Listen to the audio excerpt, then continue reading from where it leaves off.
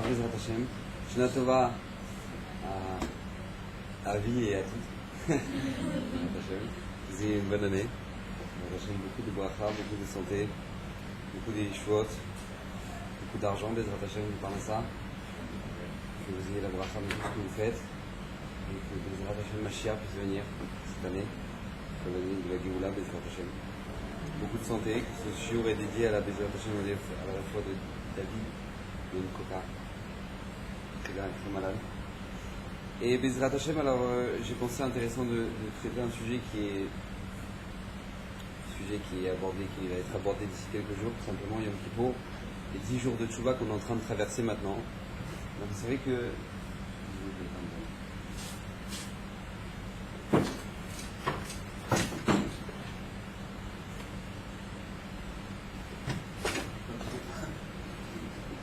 simplement, Bezrat Hashem, le jour de Yom Kippour, qui est un jour extraordinaire sur lequel maintenant on a plusieurs psukim que Chazal, le sage, nous dévoile que c'est une allusion au jour de Yom Kippour, comme par exemple Nisgav Hashem Levado Beyom Ahu, Kadosh Baruch Hu, il est seul ce jour-ci, ce jour-là. De quoi on parle? On parle du jour de Yom Kippour où Kadosh Baruch Hu est seul, il juge tout le monde entier. C'est marqué, pareil, Vayerev, Vayepoker, Yom Echad.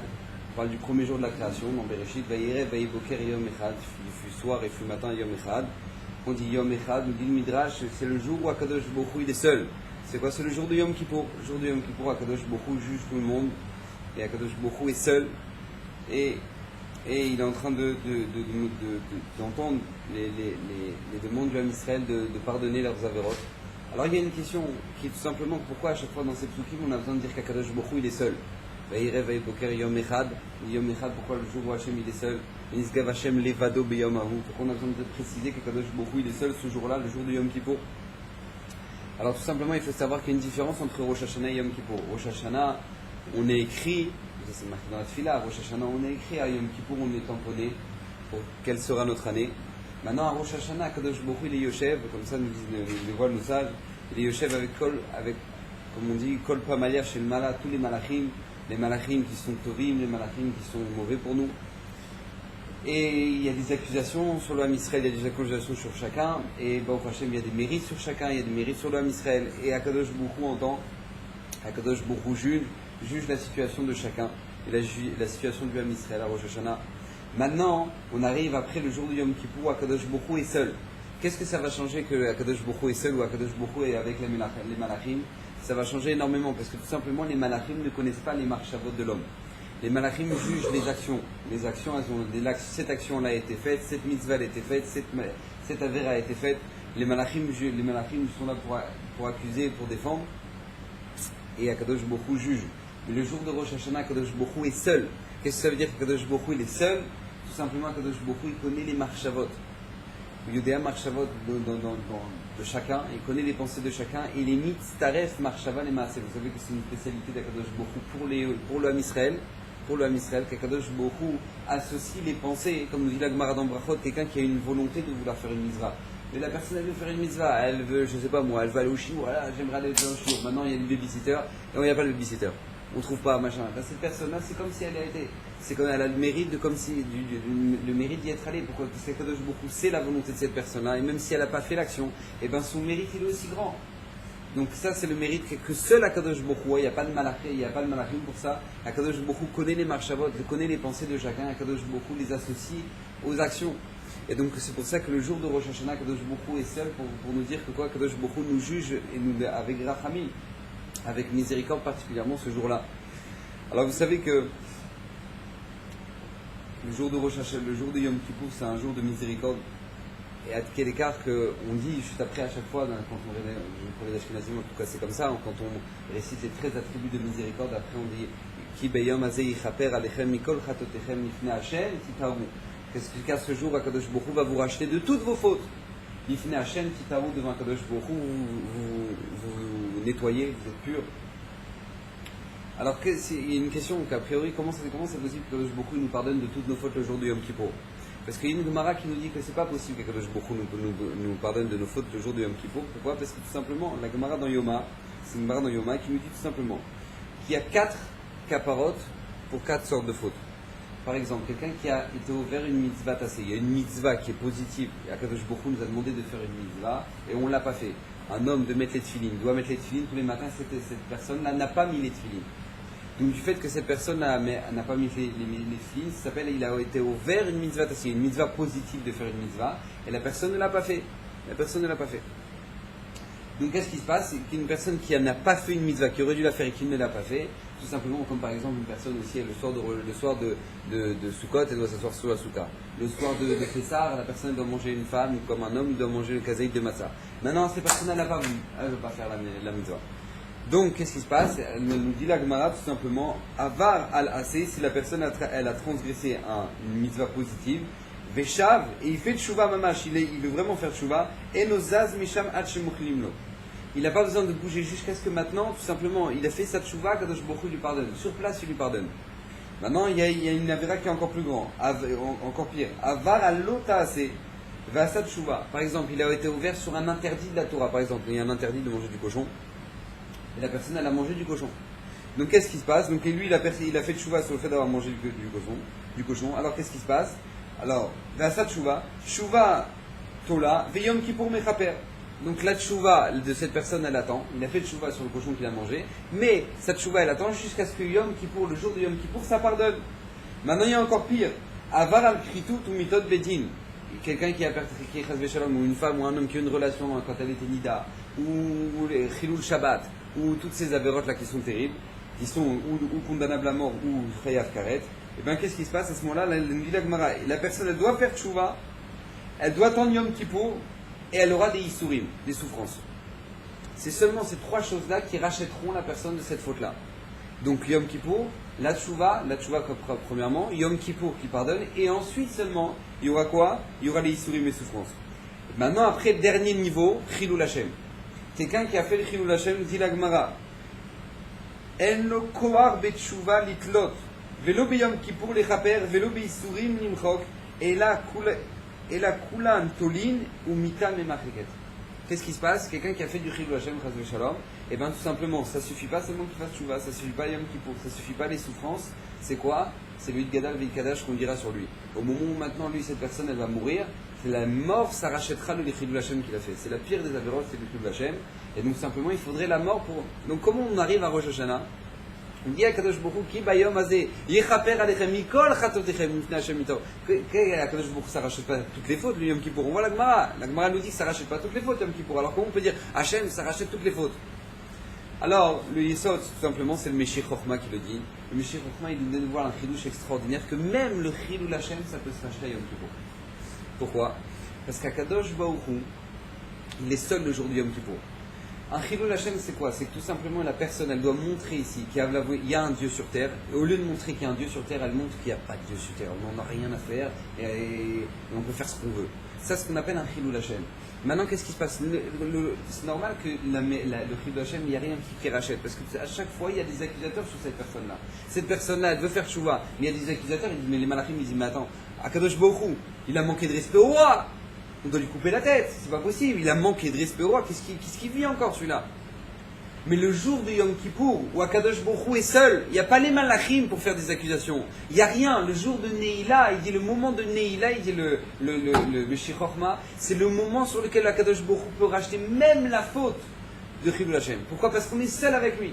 On est seul avec Akadosh Baruch Hu, et quand on est seul avec le roi, on peut s'excuser avec le roi, on peut parler avec le roi, on peut lui dire, toi qui es le Melech Malcham Nachim, je m'excuse pour ce que j'ai fait, je suis désolé. Et il n'y a pas les malachim qui sont là pour mettre des barrières. Parce que tout simplement, il est seul.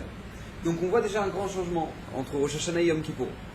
Autre changement qui existe entre Rosh Hashanah et Yom Kippour, d'ailleurs c'est pour ça qu'on peut expliquer qu'à Rosh Hashanah, les tzadikim, ils sont inscrits tout de suite dans le livre de la vie. Et les Rechaïm tout de suite dans le livre de la mort. Et qu'est-ce qui se passe à Yom Kippour? Il y a les Bénonim, ceux qui sont entre les tzadikim, entre les Rechaïm, eux, ils attendent jusqu'à Yom Kippour. Pourquoi ils attendent les Bénonim jusqu'à Yom Kippour? Maintenant on comprend très bien. Parce que les tzadikim, un tzadik c'est quoi? C'est tout simplement la personne a envie de faire une mitzvah, elle a fait. Elle a fait, j'ai envie de le faire, je vais le faire, je vais aller jusqu'au bout. Un rachat, c'est quoi? J'ai envie de faire une avéra, je la fais. Un Benoni, quelqu'un qui est Benoni, c'est quelqu'un qui dit, ah j'ai envie de faire une mitzvah, j'ai envie, mais il ne trouve pas le temps, ou il a toujours un empêchement, ou il a quelque chose. Donc qu'est-ce qui se passe? Lui, il a plein de souillures parce qu'il a envie de faire plein de choses. Mais tout ça, le problème c'est quoi? C'est qu'il n'arrive pas à les faire. Et des fois, il fait des avérotes. Il dit, mais pourquoi j'ai fait ça? Mais je regrette d'avoir fait ça. Donc cette personne-là, tout le temps, elle a des regrets ou elle a des envies dans sa tête. Mais personne ne le sait. Donc c'est pour ça qu'à Rosh Hashanah, on attend, son jugement, il est en attente. Jusqu'à quand? Jusqu'à Yom Kippour, où on attend qu'Akadosh Baruch Hu, qui est seul, qui lui connaît les pensées de chacun, lui sera jugé cette personne-là. Lui, Akadosh Baruch Hu, pourra juger cette personne. Donc vous savez qu'on arrive dans une période qui est les 10 jours de Tchouva. On est dans une période, on est en train de traverser la période de 10 jours de Tchouva. Et il faut savoir qu'on ne doit pas perdre ce cadeau extraordinaire qu'Akadosh Baruch Hu nous a donné durant ces 10 jours. C'est pas juste une matana extraordinaire, un cadeau qu'on n'a même pas idée. Je vais vous montrer Bezrat Hashem ce soir. Qu'est-ce que c'est que ce cadeau des 10 jours de Tchouva? Il faut prendre conscience que, vous savez qu'il y avait un très grand rachat dans l'Israël qui s'appelait Ménaché, le roi Ménaché. Le roi Ménaché, pour vous dire à quel point quel niveau de richout il était, que son père, Chizkiyahu Améler, sur lequel nos sages nous disent qu'il aurait pu être le Mashiach, Chizkiyahu Améler, il n'a jamais voulu se marier. Chizkiyahu Améler ne voulait pas se marier. Pourquoi? Parce que tout simplement, il a vu des rois HaKodesh qu'il allait avoir un fils qui allait s'appeler Ménaché. Il allait avoir Ménaché à Racha. Il a vu que Ménaché, ça allait être celui qui allait faire fauter l'homme Israël. Tout simplement, vient le Navi et lui annonce que tout simplement, Chizkiyahu, il va mourir. Pourquoi? Parce qu'il n'a pas voulu se marier. Il dit, mais moi je sais pourquoi j'ai pas voulu me marier. J'ai pas voulu me marier parce que tout simplement, je vais mettre au monde un enfant de Racha. Et donc, qu'est-ce qui se passe? Il lui dit, mais c'est pas ton problème. Toi, tu dois pas rentrer dans les marchavot d'Akadosh Baruch Hu. C'est quoi les pensées d'Hachem? Hachem, il a des calculs que lui, son fils sera rachat et trucs. C'est pas ton problème. Toi, tu as une mitzvah maintenant. Ta mitzvah, tu dois la faire. Tu as une mitzvah maintenant. Tu dois te marier, tu dois avoir des enfants. C'est ce que tu dois faire. Tu dois pas rentrer dans les cheshbonot. Ça, c'est pas ton problème. Ça, c'est Akadosh Baruch Hu qui s'occupe du reste. Toi, tu dois faire ce qui t'attend, ce qu'Akadosh Baruch Hu attend de toi. La mitzvah, de te marier et d'avoir des enfants. Donc lui, qu'est-ce qui se passe? Il entend qu'il va mourir maintenant. Il lui annonce non seulement qu'il n'aura pas de part dans ce monde-ci, mais dans le monde futur. Donc à ce moment-là, Chizkiyahu Améler, il nous dit la Gemara qu'il était, nous dit le Midrash, qu'il était au port de la mort. Mamash, il était au port de la mort. Il a tellement prié que tout simplement, Akadosh Baruch Hu va lui rajouter 15 ans de vie. Le soleil va s'arrêter pour lui montrer un signe qui va lui rajouter 15 ans de vie. Et durant ces 15 ans, il va se marier avec la fille de ce Navi, de ce prophète. Et tout simplement, il va avoir 2 enfants. Le premier, c'est Rav Shaké, le deuxième, c'est Ménaché, qui étaient des Rechaïm Gmourim. Rav Shaké va mourir, il va dire une grosse lourdeur pendant que son père il était en train de le porter, il va dire quelque chose de très grave. Je sais pas je crois que Ménaché, il était, Chizkiyahu Améler, il était un peu comme ça, dégarni, il a dit, ça t'as une tête d'Avodazara, je sais plus, un truc comme ça. Il y a un truc qui a choqué son père il a tellement été choqué de la réflexion qu'il l'a lâché, il est mort. Le deuxième qui restait en vie, c'est Ménaché. Et Ménaché Pachout, ça va être un Racham Merusha, qu'on n'a même pas idée ce que la Réchout, tout simplement, il va ramener une idole à 4 faces, il va la mettre dans le Beth Amikdash. Il va dire à Kadosh Baruch Hu, tu sais, là où tu voudras, tu la verras. Là, dans n'importe quel endroit où tu seras, tu la verras. Là, tu la mets au milieu du Beth Amikdash. Il sacrifiait 1000 personnes dessus, il faut comprendre ce que ça veut dire. Et cette personne a se marqué sur.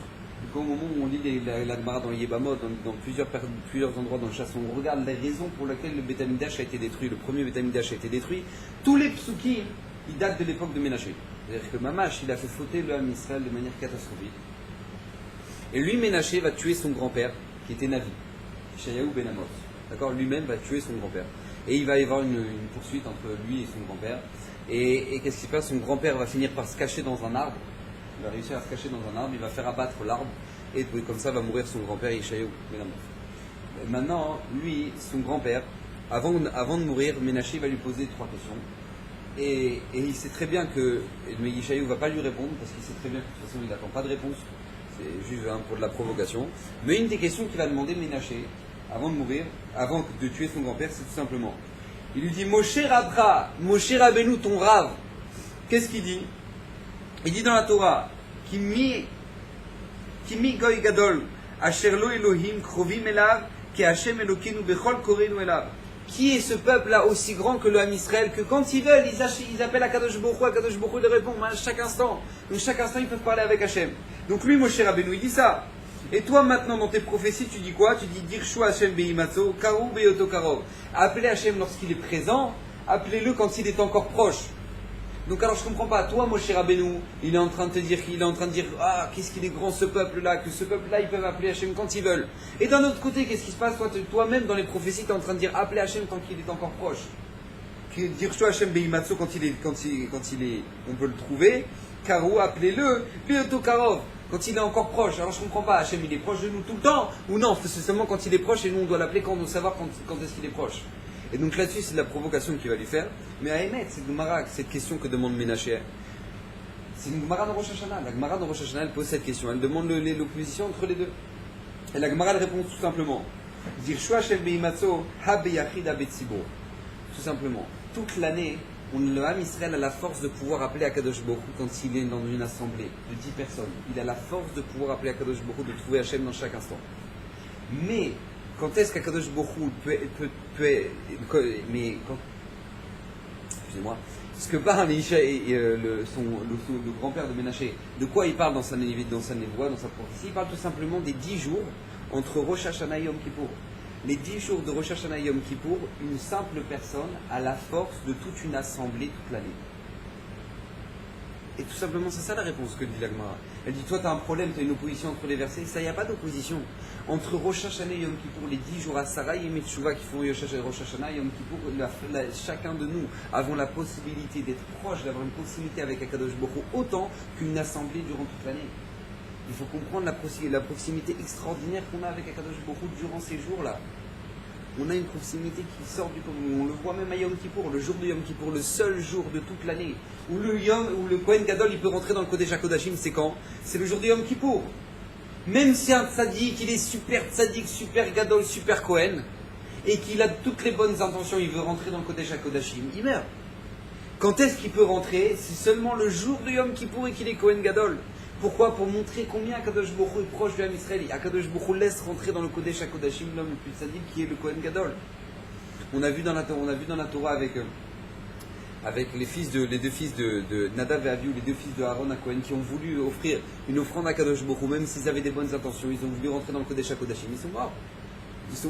Parce que tout simplement, on ne rentre pas, on n'a pas une proximité aussi proche avec Akadosh Baruch Hu quand on veut, qui on veut. Tout simplement, cette période-là, c'est une période qui est particulière et on le voit avec quoi? Avec le Kohen Gadol. Et on le voit même de nos yeux. On le voit même, on va le voir le jour de Yom Kippour. Les Israéliens, ils ne sont pas tellement au courant. Si, il y en a, bien sûr, il y en a. En France, on voyait encore plus ça. Tout simplement le juif de Kippour. Le juif de Kippour, ce qui n'a absolument aucune logique.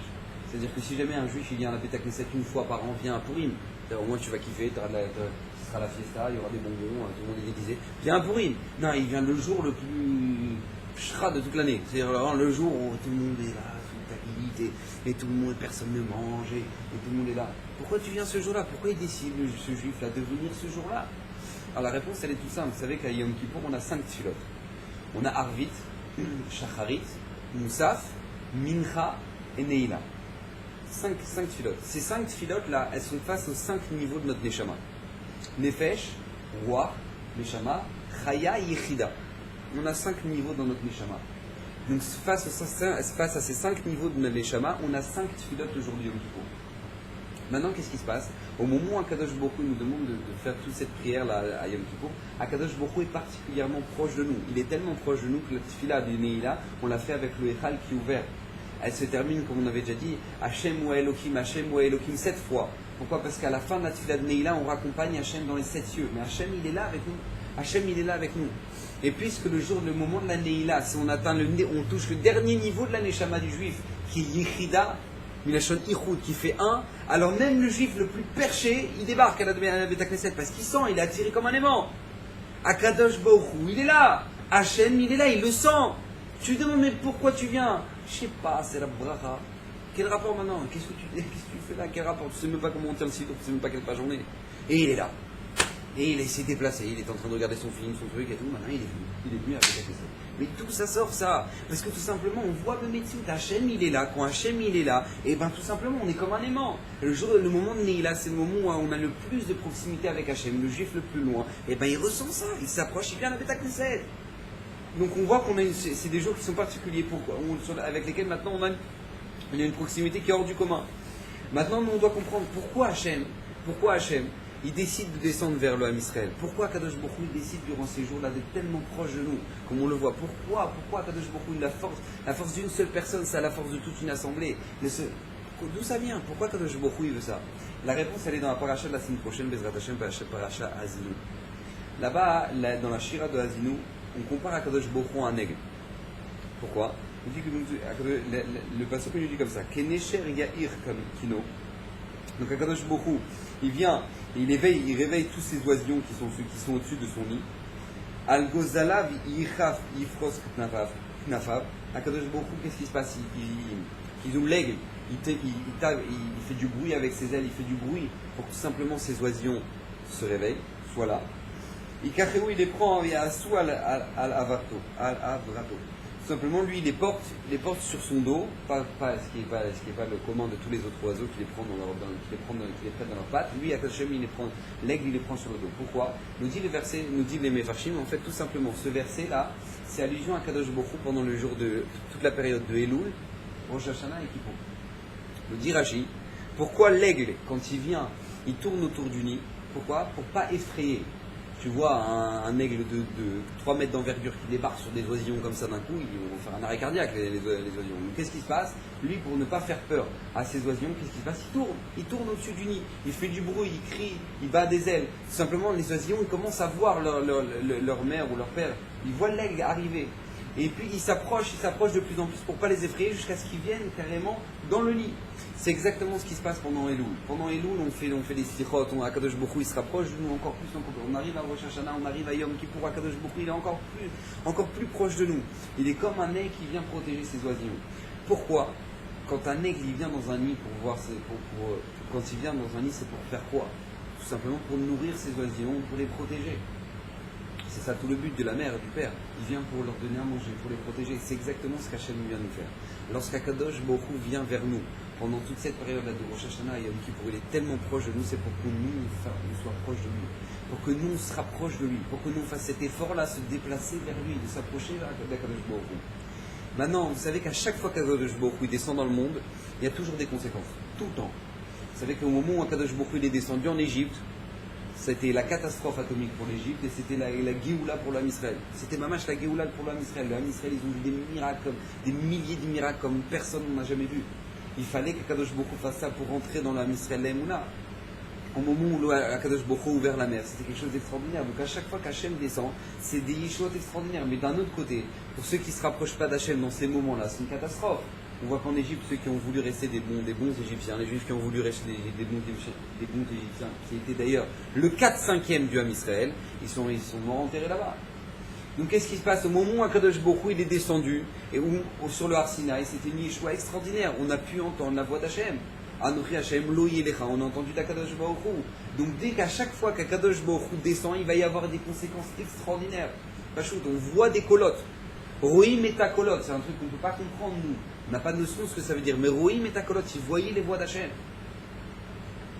Troisième endroit dans lequel on voit qu'Akadosh Baruch Hu descend, le Beth Amikdash. Le Beth Amikdash, vous savez que la Gemara de la Mishnah dans Pirkei Avot, elle nous dit que tout le temps, il y avait Asara Nissim, Nasula Avotenu et Beth Amikdash. Ils voyaient 10 miracles constamment. Donc le fait qu'il n'y avait jamais de mouche, le fait que même s'il pouvait pleurer, il pouvait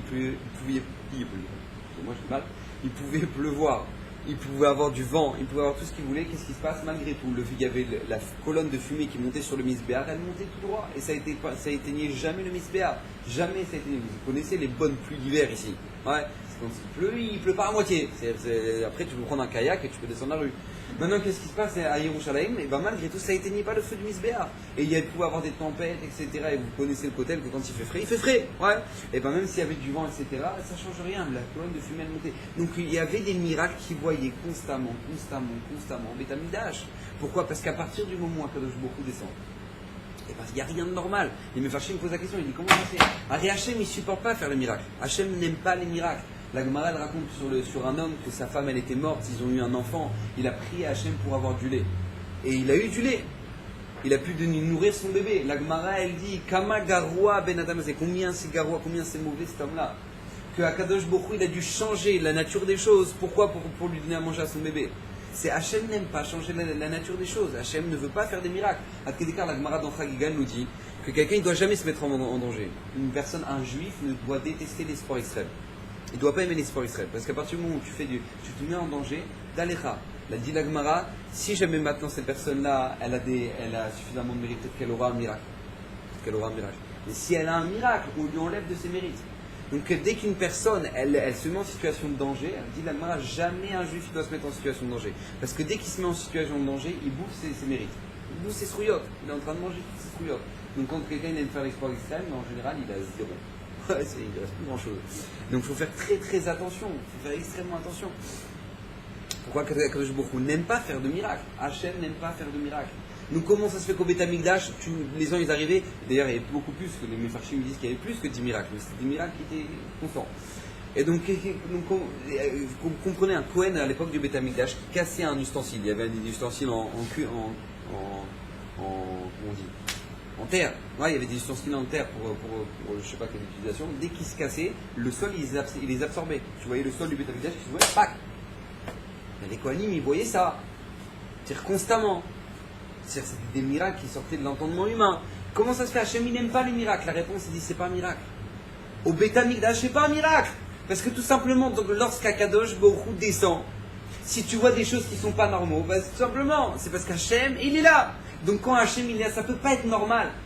D'ailleurs même dans les dimensions du Mishkan, au moment où on voit le Mishkan qu'ils ont dû construire, le petit Beth Amikdash portatif qu'ils avaient dans le désert, et bien qu'est-ce qui se passe? Akadosh Baruch Hu lui dit voilà, vous mettrez le Aaron, donc il y avait le Aaron, la boîte avec les chérubins en or et tout.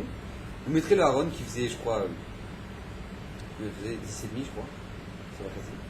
Je crois, je sais plus. Et après, non, 5,5. Je sais plus, c'est moi. En tout cas, voilà, elle faisait une certaine distance. Et la largeur du Mishkan, la largeur de l'endroit dans lequel elle était, c'était de 20. D'accord? Et Akadosh Baruch Hu, il a dit vous ferez de chaque côté de la boîte 10. Alors pour ceux qui ont fait un peu d'architecture, il y a un problème. Ouais, c'est-à-dire que tout simplement, c'est censé faire 20 de large, mais 10 de chaque côté de la boîte. Et la boîte, tu la mets où? Tu la mets la boîte. C'est parce que normalement, forcément, il y a les distances de la boîte qui mangent dedans. Ouais, non, Hachem il a dit 10 de chaque côté, mais ça fera 20. Pose pas de questions. Pourquoi? Parce que tu es dans le côté Shakodashim. Donc dans le côté Shakodashim, tu n'as pas de distance, taille, truc. Il n'y a pas. Dans un endroit où il y a Kadosh Baruch Hu, il n'y a pas de notion de nature. C'est pas naturel, c'est normal. C'est normal que ce soit pas naturel.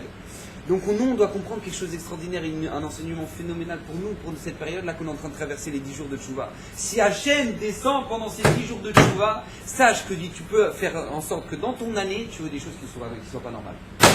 Et Mefarshim lui pose la question, comment c'est possible que Sarah, elle ait prié pour avoir un enfant? Sarah, elle n'avait même pas de matrice. Il dit la Gemara dans Yibamot, elle n'avait même pas la matrice, elle n'avait même pas de quoi concevoir un enfant. C'est-à-dire qu'elle n'avait ni règle, ni rien. Sarah, elle n'avait rien. Et elle prie pour avoir un enfant. On me dit, mais Farshim, je comprends pas, comment Sarah peut prier pour avoir un enfant? On peut pas prier pour avoir un miracle. Un juif, il peut pas prier Hachem, je t'en supplie, faites que maintenant, voilà, toutes les voitures, elles s'arrêtent, que je puisse rentrer chez moi direct. Ça n'existe pas, cette fille-là, elle sert à que dalle. Tu peux pas prier pour avoir un miracle. Et Sarah, elle prie pour avoir un miracle. Comment c'est possible? La réponse des Mefarshim, Sarah, elle a prié dans les 10 jours de Tchouva. Sarah, elle a prié dans les 10 jours de Tchouva, parce que puisqu'Hachem, il est descendu dans ce monde-ci, donc si tu pries pour un miracle, tu peux prier pour un miracle, parce qu'Hachem, il est là. Et quand Hachem, il est dans le monde, alors tout simplement, le monde, il fonctionne pas normalement, pose pas de questions. Nous dit le Gaon de Vina, le mot Shana, c'est comme Gamatria 355. 355, c'est le calendrier lunaire. 355 jours. Le calendrier lunaire, il fonctionne sur 355 jours. Le calendrier solaire sur 365 jours. Il y a 10 jours de différence entre le calendrier solaire et le calendrier lunaire. Ils sont les 10 jours. Nous dit le Gaon, c'est les 10 jours de Dieu de Tchouva. Asarayim et Tchouva. Pourquoi? Parce que tout simplement, ces 10 jours-là, on a dit, juste après les tickets de chauffard, après avoir sonné le chauffard, on a dit Ayom Arat Olam. Aujourd'hui, le monde, il a été créé. C'est-à-dire quoi, Ayom? On aurait pu dire Ayom Bara et Olam. Non, Ayom Arat Olam. Hachem, il a fabriqué. C'est quoi ce mot Arat Olam? Il dit le Gaon de Vina, c'est Milachon Erayon. C'est comme une femme qui est enceinte. C'est quoi une femme qui est enceinte? C'est-à-dire que maintenant tout le potentiel de l'enfant il est dans son ventre encore maintenant. Il n'est pas encore sorti. Il y a encore tout le potentiel dans son ventre. Nous disaient mes Farshim, c'est la même chose pendant les 10 jours de Tchouva. Il y a 10 jours d'entre eux qui séparent l'année lunaire de l'année solaire parce que tout simplement pendant ces 10 jours, tu peux fixer qu'est-ce qui va se passer toute ton année. Toute ton année, c'est comme une mère qui est enceinte. Maintenant, le bébé il n'est pas encore sorti, tout peut changer, on ne sait pas ce qui va se passer. Tu peux encore tout fixer pour toute l'année. À Tkedekar. On n'a même pas idée, lorsqu'Akadosh Baruch Hu descend, s'il y a des choses qui ne sont pas naturelles, eh bien ne t'inquiète pas, c'est normal.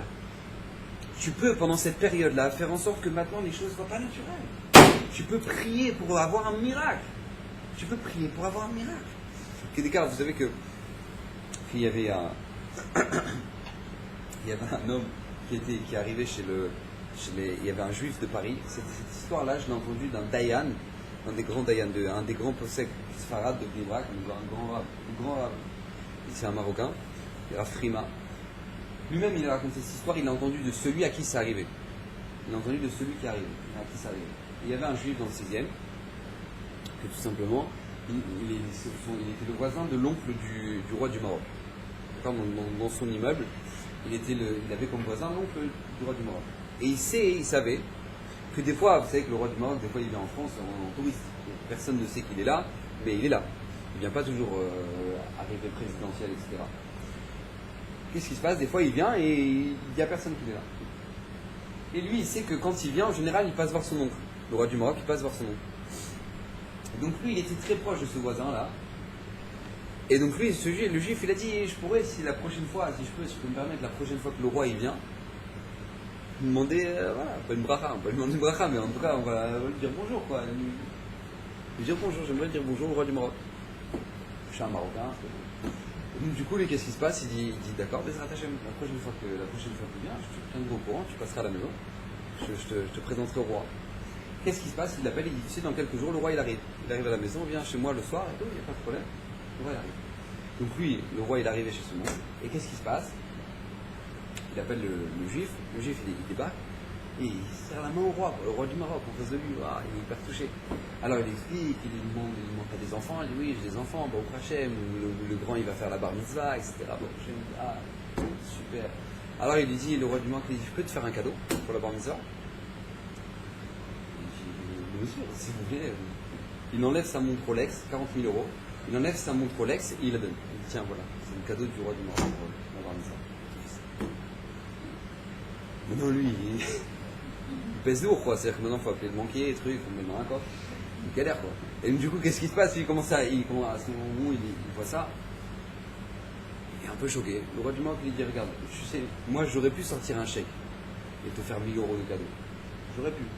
Mais c'est pas cavote, je suis le Ménère, je suis le roi du Maroc. Le roi du Maroc il va pas offrir un chèque de 1000 euros. Ouais, je t'ai fait un cadeau du roi du Maroc. Il dit le Rav Frima quelque chose d'extraordinaire. Au moment où maintenant nous on prie à Kadosh Baruch Hu, qu'est-ce qu'on dit dans les Sifot? Il dit Al tashlichenu rekam milfanecha. Kadosh Baruch Hu, je t'en supplie, ne nous jette pas vide devant toi. Milfanecha malkenu al tashlichenu. De devant toi, notre roi, ne nous laisse pas, ne nous jette pas. Pourquoi on répète deux fois? On dit Al tashlichenu rekam. Al tashivenu, excusez-moi, Al tashivenu rekam milfanecha. Akadosh Baruch Hu ne nous fait pas repartir vite de devant toi. Et quoi? Mais milfanecha malkenu al tashivenu. Pourquoi? C'est ce qu'il dit tout simplement. Vous ne vous rendez pas compte, pendant les 10 jours de Tchouva, on répète ça. Dans les Sefot, on répète ça dans les Sefot. Pourquoi? Parce que tout simplement, tu es devant le roi, tu es devant le Melech Malcha Malachim. Le Melech Malcha Malachim ne va pas te faire un chèque de 1000 euros. Le Melech Malcha Malachim va donner une Rolex. Il va donner beaucoup plus que ça. Si déjà le roi du Maroc il donne ça, alors toi tu imagines ce que tu peux avoir. Mais tout ça dépend de quoi? Ça dépend de combien tu vis la chose. Combien tu vis qu'Akadosh Baruch Hu il est proche de toi pendant ces jours-là. La Gemara elle nous dit, le jour de Rosh Hashanah qui fait partie des 10 jours de Tchouva, le jour de Rosh Hashanah, une des Yeshuot qui est arrivée, c'est que Yosef il est sorti de la prison. Yosef il était en prison pendant 12 ans en Égypte, et Yosef il est sorti de prison le jour de Rosh Hashanah. Demandez le Fashim, comment il a pu se raser, comment il a pu se couper les cheveux, etc. pour être présenté, c'est le jour de Rosh Hashanah. Bref, ça on laisse ça. Mais en attendant le jour de Rosh Hashanah, Yosef il est sorti de la prison, et il est devenu roi d'Égypte. Le roi Yosef il est devenu roi d'Égypte pendant les 10 jours de Tchouva. Qu'est-ce qu'on a besoin? Pourquoi la Gemara a besoin de dire ça? C'est un livre d'histoire maintenant, la Gemara. Tu sais, c'est important que tu saches, historiquement, quand est-ce que, quel jour, Yosef est sorti de prison. Alors je viens te dire que, tout simplement, c'est le jour de Rosh Hashanah. Qu'est-ce que je vais faire avec ça? Qu'est-ce que ça peut me faire? La Torah elle est en train d'apprendre quelque chose d'extraordinaire. Elle est en train d'apprendre, regarde que si déjà Yosef il est sorti de prison, Dieu trou à ras là-bas, et d'où il est sorti, du fond de la prison là-bas, d'Égypte, il n'y avait pas l'écran plasma là-bas, il n'y avait rien, c'était un trou, tout simplement Rachid nous dit c'était un trou. Voilà, et il mettait un trou par terre, il faisait des trous dans le sol, il mettait les gens comme ça, et c'est ça les prisons égyptiennes de l'époque. Donc lui là-bas, s'il est déjà sorti du trou à ras le jour de Rosh Hashanah, il est devenu le roi. Alors c'est pour nous apprendre une grande leçon, que chaque personne qui se trouve dans un trou, dans des difficultés, dans des problèmes sur lesquels maintenant elle ne s'en sort pas et que maintenant elle se sent maintenant prisonnée de ces choses-là. Sache une chose, il peut y avoir une Yeshua pendant ces jours-là. Il peut y avoir une Yeshua, il peut y avoir une délivrance pendant ces jours-là. Et nous, on doit comprendre la bonté qui se cache là-dedans. On doit comprendre que maintenant, tout simplement, on arrive dans des jours où la Gemara, la Torah elle-même, elle nous dit qu'on avait le pire de tous les ennemis, qui était Bilam Aracha. Le pire du super pire de tous les ennemis. Celui qui savait exactement à quel moment Kadosh Baruch Hu il s'énerve, à quel moment Kadosh Baruch Hu il se met en colère pour leur tomber sur la tronche et les maudire. L'extermination du Ham Israël. Bilam, il dit le Yonatan Ebeshit. Bilam, il savait exactement à quel moment Kadosh Baruch Hu c'était le mieux pour l'énerver. Le mieux pour que maintenant faire la malédiction et savoir que c'est sûr que ça va marcher. C'était quand? Rosh Hashanah. Rosh Hashanah. Bilam, il savait que c'était à Rosh Hashanah, c'est le meilleur moment. C'est le jour où l'homme Israël il est jugé, c'est le jour où le monde il est jugé. C'est le top du top. Donc on va attendre Rosh Hashanah. Il dit, je ne sais pas si vous imaginez un peu, tu parles, tu es en train de parler à maintenant au roi de Moab. Et maintenant, au moment où tu es en train de parler au roi de Moab, qui était Balak, au moment où maintenant tu es en train de parler, il est en train de parler avec Balak, il lui dit, regarde, tout simplement, on attend Rosh Hashanah. Tu imagines qu'est-ce qu'il lui répond Balak? Il dit, c'est pas Rosh Hashanah, je vais expliquer. Alors Rosh Hashanah, je t'ai expliqué en fait tout simplement, c'est le nouvel an juif. Ouais. Je t'ai expliqué qu'en fait voilà, c'est le nouvel an juif, c'est important d'attendre cette date parce que tout simplement c'est le jour où maintenant Hachem juge le monde, etc. Donc ils attendent jusqu'à Rosh Hashanah. Ils attendent jusqu'à Rosh Hashanah, pourquoi? Pour maudire l'âme Israël. Et qu'est-ce qui se passe? Malheureusement ils foirent, ça marche pas. Pourquoi? Parce que pendant toute cette période-là, Akadosh Baruch Hu ne se met pas en colère. Hachem ne se fâche pas durant toute cette période-là. Asara Yemitshuva. Et donc ils ont essayé, il a essayé, et ça n'a pas marché. C'est pour ça que le deuxième verset qu'on ramène dans le Moussaf de Rosh Hashanah, c'est un passage que même Bilam il a dit, ou trois Melerbo. Au moment où maintenant on est en train de dire les Malchouyot, le verset des Psukim, les versets qui font mention des Malchouyot dans le Moussaf de Rosh Hashanah, et bien tout simplement qu'est-ce qu'on dit? On dit ou trois Melerbo. Ils ont comment on traduit?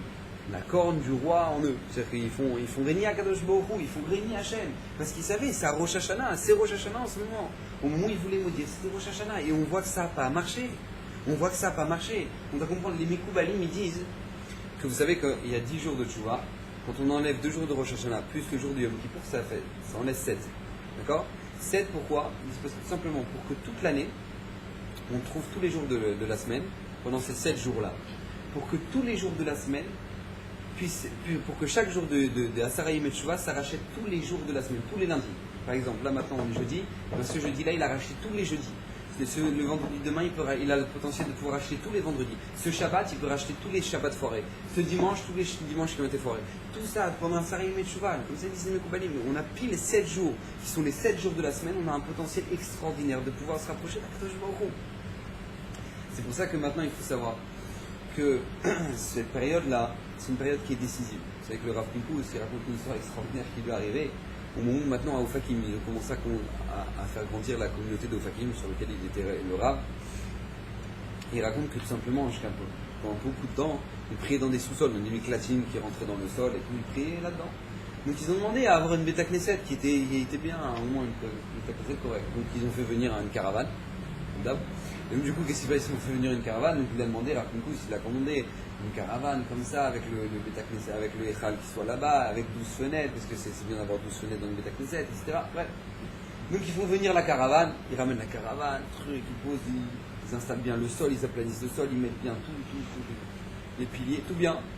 Et à ce moment-là, la grue, elle arrive pour mettre la caravane. Elle fait descendre la caravane, et toute la caravane, elle est enveloppée. Ouais.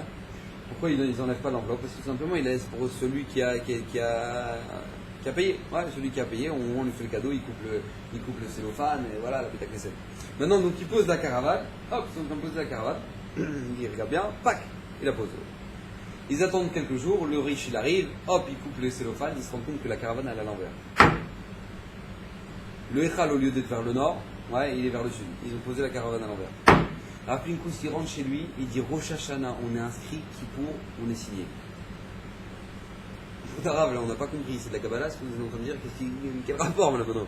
Il a dit oui, regarde, on ramène une caravane, on ramène une grue. Maintenant la grue, voilà, elle était là, elle était en train de descendre la caravane, maintenant tu es en train de mettre tous les piliers, tu es en train de bien tout mettre, machin, c'est bon, oh, pac, tu la poses. Ça, ce dernier instant-là, ou avant de la poser, ça c'est les 10 jours de Tchouva. C'est le jour de Tchouva. C'est-à-dire que toute ton année, maintenant, elle va ressembler à quoi? Elle va ressembler à ça, elle va ressembler à ça, elle va ressembler à ça. Comment, à quoi elle va ressembler? Et sache que maintenant, Yom Kippour, pac, elle est posée. Maintenant, après, t'enlèves le cellophane. Toute l'année, t'enlèves le cellophane et tu te rends compte à quoi ça ressemblait ton année. Toute l'année, t'es en train de couper le cellophane. Est-ce que tu regardes d'abord?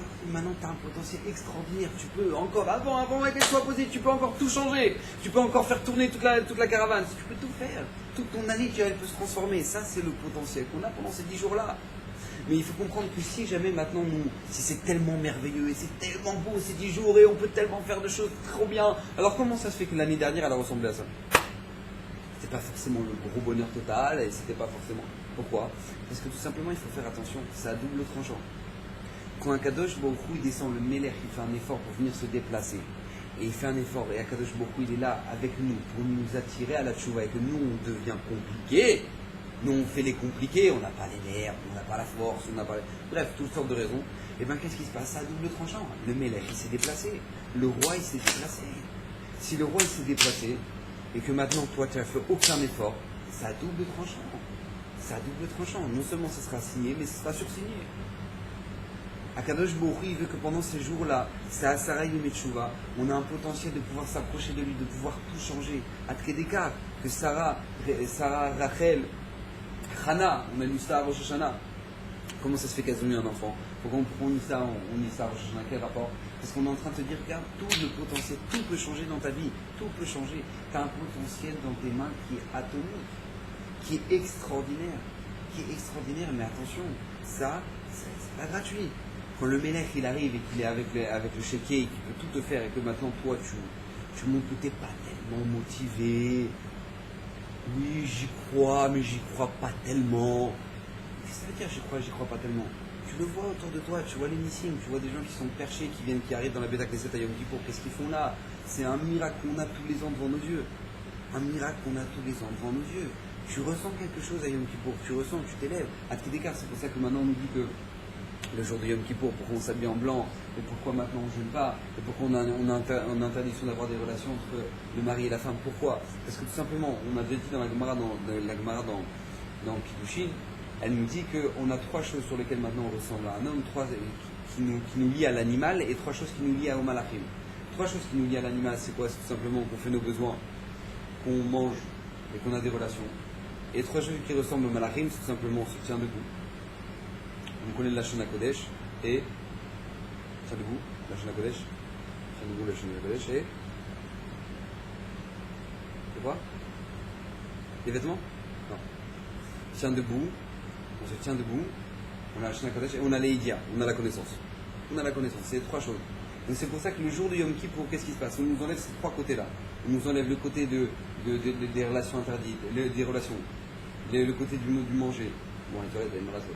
Mais on essaie de faire en sorte que maintenant on t'enlève le maximum des côtés d'animaux. Pourquoi? Pour t'élever comme un malade. Tu veux t'habiller en blanc, tu te mets debout. Pourquoi tu te mets debout pendant des heures Pourquoi? Parce que pour ressembler au malachim. Et tu prends conscience des choses, tu réfléchis, tu veux faire tchouva et tu veux t'approcher de la Kadosh Baruch Hu. Parce que tout simplement, c'est la chose à laquelle on aspire. Nous, vous savez que pendant cette période-là, c'est marqué dans le Shulchan Aruch, pendant Sarah Yom Tchouva, un homme il doit faire un effort pour faire des choses qu'il ne fait pas l'année. Il doit faire un effort pour faire des choses qu'il ne fait pas l'année. Par exemple, le Shulchan Aruch ramène l'exemple classique du Shulchan Aruch, il dit par exemple quelqu'un qui a l'habitude de manger les bons pains de Paul, donc tout simplement il doit faire attention pendant cette période-là de ne pas manger le pain qui est cuit par les goïs, mais de manger le pain qui est cuit par les juifs. Donc faire en sorte. Il demande à Raphaël une question qui est extraordinaire, il dit mais quel rapport maintenant? À quoi ça sert? Il joue un jeu, il joue à quoi le mec? Il est en train de mettre ses baguettes au congélo, il met ses baguettes au congélo, c'est à Sarah Yemeshuva, j'ai pas envie qu'elle s'abîme, il les met au congélo, et il mange les chalotes de sa femme toute la semaine, ça y est. Et après, qu'est-ce qui se passe? Il a fait un effort pour Sarah Yemeshuva, vraiment, quel sadique. Après le Motsi Yom Kippour, il va arriver, il va se faire une carte, il va s'ouvrir la baguette, il va se la faire au Nutella. Quel rapport maintenant? Qu'est-ce qu'il a fait? Vraiment, quel sadique. On doit faire un effort, maintenant, ça ne nous correspond même pas, ça ne nous parle même pas. La réponse, on vient de l'expliquer pendant tout le chinois. Hachem, il est présent. Quand Hachem il est présent, même si il y a des choses qui ne te correspondent pas, tu dois les faire. Tu es en train de calmer l'air qui vient chez toi. Maintenant, on te dit, voilà, tu sais quoi, il y a quelqu'un de très important qui va débarquer chez toi là à la maison. Qu'est-ce que tu vas faire? Tu vas pas commencer à sortir un poulet, un truc, à le faire liker, un truc machin, et tu vas commencer à faire un petit dessert. Là, maintenant, tu voulais manger un houmous avec une pita. Toi, normalement, tu avais dans tes plans de manger un hummus, une pita. Maintenant, toi, tu vas commencer à faire sortir le poulet, le truc, et faire le dessert, et faire les tartes, et les machins. Pourquoi tu vas faire tout ça? Mais parce que tu reçois quelqu'un d'important chez toi à la maison. C'est pas shoot, non? Tu vas pas commencer à lui servir une pita avec un hummus. C'est évident pour toi. C'est la même chose. Pendant un Sarayimé de Chouva, tu vas pas tu vas pas montrer à Kadosh Baruch que tu représentes une grosse pita et pire, du hummus. Ouais, tu vas pas représenter ça. Tu veux montrer à Kadosh Baruch, voilà, Hachem, t'es le Melech Malcham Lachim. T'es là, tu descends, tu viens vers nous, tu veux qu'on fasse Chouva, alors au moins, pour Hachem, on fait un effort. On fait un effort. C'est pas chou. Ce qu'il nous dit Shulchan Aruch, ça doit être évident à nos yeux. Ah, c'est pas ce qu'on représente. Ah, c'est pas ce qu'on est. C'est vrai, c'est pas ce qu'on est, c'est pas ce qu'on représente. Mais par respect. Par respect pour le Borolam. Le Melech Malcham Lachim, il est venu, il est descendu. C'est le minimum. Tu fais un effort. Tu montres au moins que tu veux te bonifier. Que tu veux te bonifier. C'est très très important ce que je vous dis. Vous savez que nous, maintenant, on doit montrer, pendant ce jour-là, on doit montrer, même si c'est vrai, ah ouais, on joue un jeu. Pendant ces jours-là, on doit avoir une différence chez nous.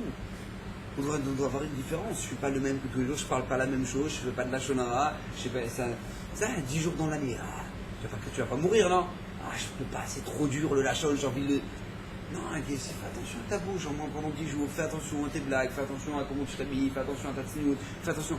Au moins pendant 10 jours, ah, c'est parce que tu représentes, c'est vrai, et ben, Maz et Méchané. Au moins par respect pour le Melech Malcham Lachim qui est venu. Akadosh Baruch Hu, il voit que quand il vient chez toi, et ben, tu le respectes. Akadosh Baruch Hu, il te donnera la bracha. Hachem, il peut t'empêcher quelque chose. Hachem, il peut ne pas te donner quelque chose. Hachem, il peut tout te donner. Il peut te donner la bracha, le shefa, la santé, tout. Il peut tout te donner. Il peut tout donner. Mais il faut avoir un minimum de respect. Un minimum de respect. Quand Bezrat Hachem, vous serez mariés, quand vous serez mariés et que Bezrat Hachem, vous recevrez vos parents chez vous, tu les reçois pas. Ouais, c'est bon, hey, c'est bon, ouvre la porte là, c'est bon, ouvre la porte. Chas v'shalom. Tu ne reçois pas comme ça. Si c'est Raphaël Kanevski qui vient toquer à la porte, comment tu vas lui ouvrir? Tu vas dire, ah, c'est bon, ouvre la porte.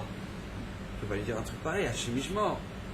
Ton père, c'est un minimum de respect. Tes parents, c'est le minimum de respect que tu dois avoir envers eux. Tu vas leur donner le meilleur lit, tu vas les servir, tu vas leur mettre une belle nappe. C'est tes parents. C'est tes parents qui ont investi pour toi pendant des années. Donc c'est le minimum quand tu le reçois chez toi. Tu le reçois de manière normale. Tu le reçois comme il faut. Akadosh Baruch Hu, c'est le Melech Malcham Lachim, il vient chez nous, il est présent, il est là. On doit faire le minimum. Le minimum. Ah, c'est des khumrot qu'on ne fait pas, encore une fois, et c'est le truc, et c'est pas moi, on s'en fout de ça. Je parle même pas si c'est toi ou c'est pas toi. Si c'était toi, t'aurais mangé du putain de houmous. Ok, j'ai compris. Ça y est, on a compris ça. Maintenant, on fait le respect pour Hachem. Pour Hachem, le Melech Malcham Lachim. Et si tu montres par tes actions,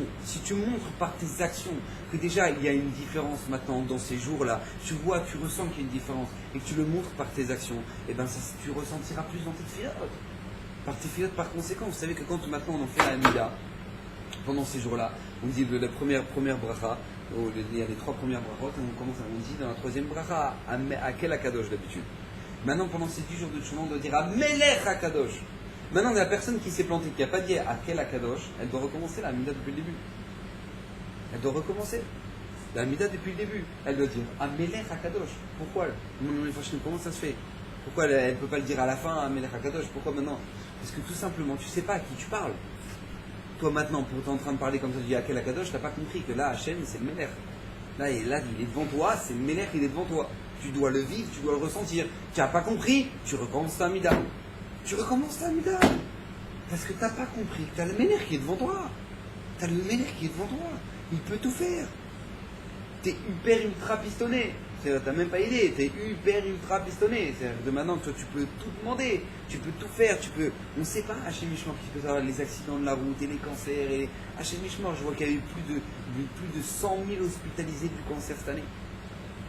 Vous imaginez quand il y a 365 jours, faites le proportion, il y a 365 jours, 160 000 malades du cancer. C'est-à-dire que proportionnellement, vous imaginez par jour dans les hôpitaux. Ça ne s'appelle pas une maladie, c'est une épidémie. Ouais. C'est-à-dire que maintenant, on voit chez Michel, des proches ils sont touchés, des gens ils sont touchés. Et nous, on est le bon Dieu, nous. Ah, nous ça va, nous Bezrat Hachem. Et qu'il ait la refoua shlema. Et chez Mishmor, on doit comprendre, on n'est pas. Avec quoi, avec quel mérite on arrive à Yom Kippour? Avec quoi? Quel mérite de quoi? Notre filote? Dire, ah, Hachem, j'ai déchiré les filotes. Avec quoi? Notre étude de la Torah. Avec quoi? Notre signout. Avec quoi? Notre gentillesse. Demande à la femme. Avec quoi? avec quoi on peut arriver le jour du Yom Kippour? Quel mérite? Avec quoi on peut arriver? Avec quoi on peut arriver? On doit réfléchir 2 minutes. Alors les farotes, on doit arriver avec le Kiddush Hashem, le respect d'Akadosh Baruch Hu. Le respect que c'est lui qui nous a tout donné, c'est lui qui nous donne tout, et que j'ai rien sans lui, et que Akadosh Baruch Hu, c'est toi qui décrète tout, et c'est toi le Melech, et que maintenant, pas chou, j'existe pas si t'es pas là. C'est pas que maintenant j'ai rien, c'est que j'existe pas. C'est pas que j'ai rien, c'est que j'existe pas sans toi, Hashem. Donc quand tu arrives avec ça, à cette conscience-là, à Yom Kippour, que tu comprends que Akadosh Baruch Hu, il peut tout faire pour toi, et qu'il est prêt, Hashem, à tout faire pour toi, parce qu'Hashem il veut, comme on a vu dans la paracha, Bachar Tabachaim, Akadosh Baruch Hu te dit tu choisiras la vie, c'est pas une ordonnance, il n'est pas avec une baguette, il dit écoute-moi bien Boba, si jamais tu choisis pas la vie, je t'éclate la tête. Hachem il veut pas ça. Hachem, tu diras à ton enfant, tu vois que ton enfant il fume des joints, il fume des trucs. Imaginez-vous, Akadosh Baruch Hu, il descend maintenant dans sa cour, dans son palais, il voit l'autre qui fume des joints, l'autre qui fait passer de la coke, le truc.